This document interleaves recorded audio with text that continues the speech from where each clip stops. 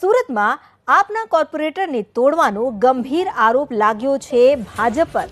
ભાજપ આપના કોર્પોરેટરને તોડવાનો પ્રયાસ કરી રહ્યો છે તેવા આરોપ લગાવવામાં આવ્યા છે। આપના સંયોજક મનોજ સોરઠિયાએ ભાજપ પર તોડજોડના આરોપ લગાવ્યા। ભાજપ આપના કોર્પોરેટરને તોડવાનો કરે છે પ્રયાસ તેવું નિવેદન મનોજ સોરઠિયાએ આપ્યું છે।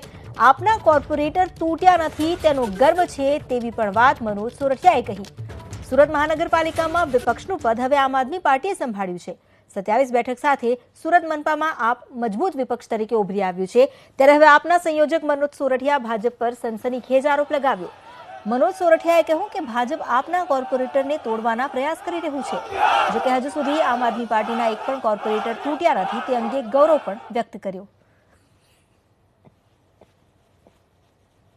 કેટલાક એવા લોકો કે જે ઈચ્છે છે કે આમ આદમી પાર્ટીની ઇમેજ બગડે, આમ આદમી પાર્ટીના જે ચૂંટાયેલા નગરસેવકો છે એમને ધાક ધમકી અને લાલચ આપીને દબાવવાની કોશિશ કરે। ગઈકાલે અમારા કોર્પોરેટર જે નગરસેવક બન્યા છે એમણે મારી સાથે લાંબી ચર્ચા કરી કે કેવી રીતે એમને લોકો એપ્રોચ કરે છે અને અલગ અલગ રીતે ભાજપની સાથે બેસી અને કંઈક સેટિંગ કરીએ અને એક ઇમેજ બગડે પાર્ટીની।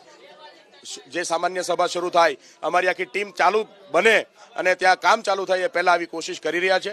હું બહુ હોશો હવાસમાં વાત કરું છું કે આ કામ જે છે એ ગઈકાલે રાતે કેટલાક લોકોએ કર્યું છે। હું સીધો કોઈનું નામ દેતો નથી, મને હું ઓળખતો નથી ત્યાં કોઈ લોકોને, પણ જે કંઈ આ કાર્યવાહી, જે કંઈ આવા અમારા આમ આદમી પાર્ટીના ઉમેદવારોને કે કેન્ડિડેટોને તોડવાની કોશિશ કરે છે એમને અમે સજ્જડ રીતે જવાબ આપીશું। અમે આ વાત જે છે એ અરવિંદજી સુધી પણ પહોંચાડી છે। કેટલી ગંભીર બાબત છે કે સુરતની અંદર, ગુજરાતની અંદર પહેલી વખત આમ આદમી પાર્ટી જેવો વિકલ્પ આજે જે છે વિપક્ષની અંદર અમે બેઠા છે તો 100% આ જે કોશિશો છે એને નિષ્ફળ બનાવીશું।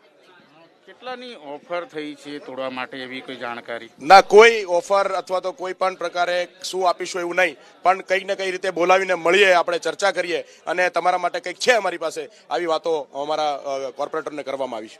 તમારા કોર્પોરેટરે કયા પ્રકારે રિપ્લાય આપ્યો છે, શું કહ્યું? બહુ સજ્જડ શબ્દોમાં, કડક શબ્દોમાં અને એક સજ્જન માણસને શોભે એવી રીતે એ લોકોના જે તમામ ઓફરો છે, જે તમામ એમની માંગણીઓ છે એમને ફગાવી છે અને મને વિશ્વાસ છે કે આમ આદમી પાર્ટીનો એક પણ નગરસેવક, એક પણ કોર્પોરેટર આવી રીતે વેચાશે નહીં કે ધાક ધમકી અને દબાણમાં આવશે નહીં।